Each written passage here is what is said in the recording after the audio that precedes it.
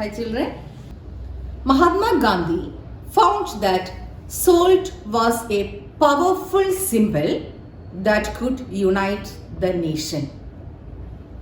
This was because salt was consumed by everyone, rich, poor, and also we can see every people without gender, without wealth, without anything. We can see that this salt was consumed by the people and it was a common item for food. And the people were asked to give this one here we can see that we were asked to give tax for the salt which was made in India itself. So the people were asked to give tax on salt and the production monopoly was for the British only. We have no right for the production. Mahatma Gandhi wrote a letter to Viceroy Irwin urging 11 demands, which includes the demand to abolish the salt tax. It was quite right because from India they are making the salt and we people, when we want to buy salt, we must give the tax, and we were not able to make this salt of our own. It was the monopoly of the British. Irwin was not ready to talk upon this demand.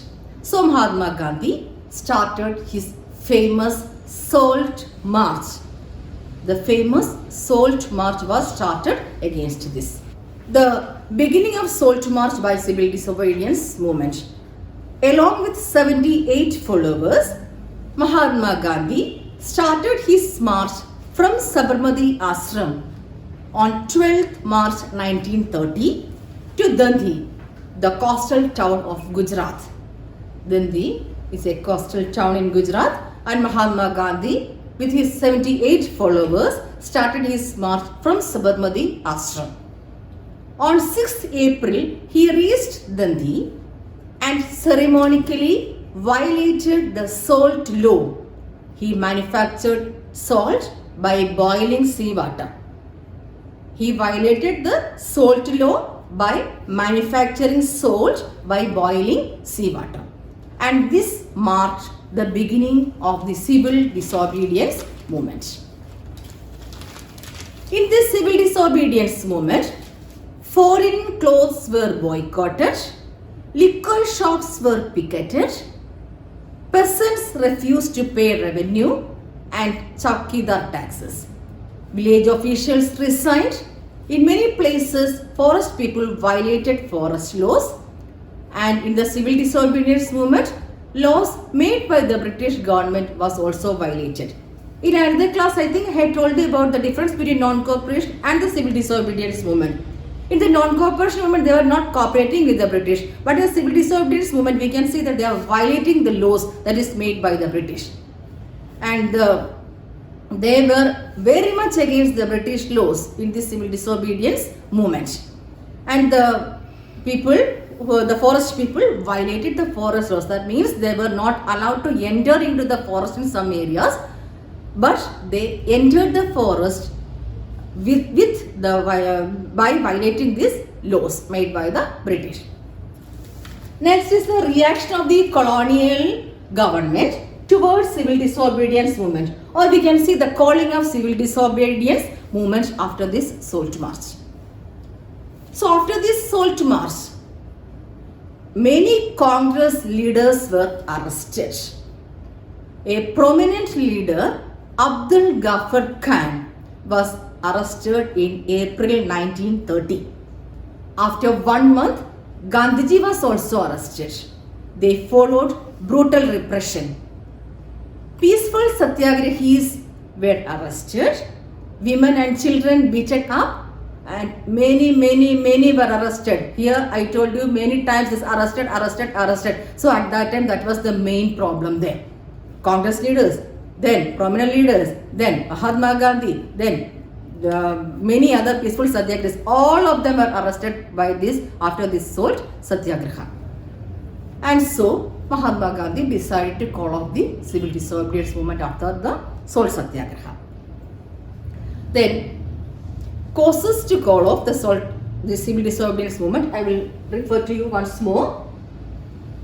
When the prominent leaders Abdul Ghaffar Khan was arrested, angry crowds demonstrated in Peshawar and several violent incidents were reported. When Mahatma Gandhi was arrested, industrial workers in Sholapur attacked police posts, municipal buildings, law courts and railway stations and all the structures that symbolized British rule. In this situation, Mahatma Gandhi decided to call off the civil disobedience movement. That is, prominent leaders like Abdul Ghaffar Khan was arrested, angry crowd demonstrated in Peshawar and several violent incidents were happened. And also when Mahatma Gandhi was arrested, the industrial workers in Sholapur attacked the police post and all. And so many municipal buildings, law courts and railway stations was also attacked. And in this situation, Mahatma Gandhi decided to call off the civil disobedience movement. Now we will see relaunching of civil disobedience movement. Relaunching of civil disobedience movement. On 5th March 1931, Mahatma Gandhi signed a pact with Irvin and agreed to participate in the Round Table Conference in London. So the British government agreed to release the political prisoners. That means if Mahatma Gandhi will go to London for attending the conference, here the political prisoners will be released. That was the agreement between British and Mahatma. But the discussion in London was of no use and he returned disappointed. Back in India, he discovered that the government had begun a new cycle of repression. The Congress had been declared illegal by the British. Ghaffar Khan and Jawaharlal Nehru were both in jail. A series of measures had been imposed to prevent meetings, demonstrations and boycotts. In such situation, Mahatma Gandhi relaunched the civil disobedience movement. Now, how different social groups saw the movement? First, we will see the social group, the rich peasant community. In the countryside, the rich peasant communities like Patidas of Gujarat and Jats of UP were very active in the movement. They were the producers of crops. Their cash incomes disappeared and they were not able to pay revenue to government due to trade depression and fall of prices. The government refused to reduce this income.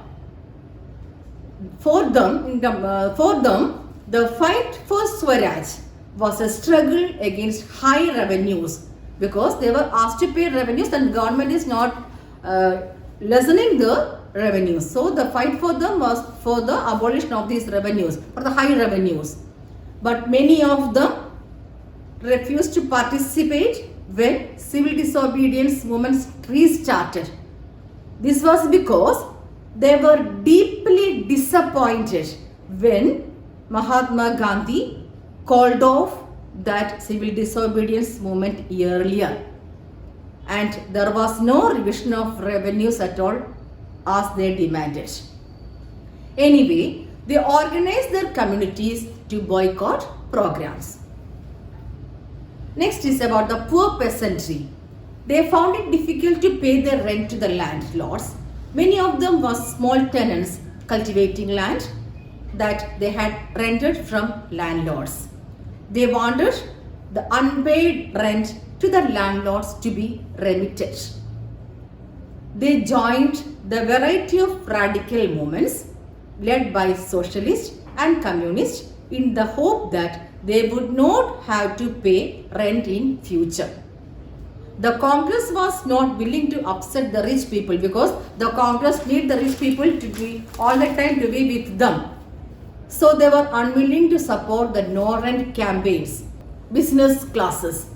To expand their business, they reacted against colonial politics and restricted business activities. They wanted protection against import of foreign goods. To organize business interests, they formed the Indian Industrial and Commercial Congress in 1920 and the Federation of the Indian Chamber of Commerce and Industries in 1927. The prominent industrialist Purushottam Das Thakur Das and G.D. Birla attacked the colonial control over Indian economy and supported civil disobedience movement by giving financial assistance. Now we will see the industrial working class. They did not participate in the civil disobedience movement in large numbers except in Nagpur region. The industrialists came closer to the Congress, but workers stayed aloof. We earlier noticed that the Congress was always in the side of the rich people. And thus the same here, the workers kept aloof and the industrialists, they were coming closer to the Congress. Because the Congress was reluctant to include the workers' demands, please note that they were reluctant, they were unwilling to include the workers' demands. They don't want to alienate industrialists and divide the anti-imperial forces. Next is about the women participation.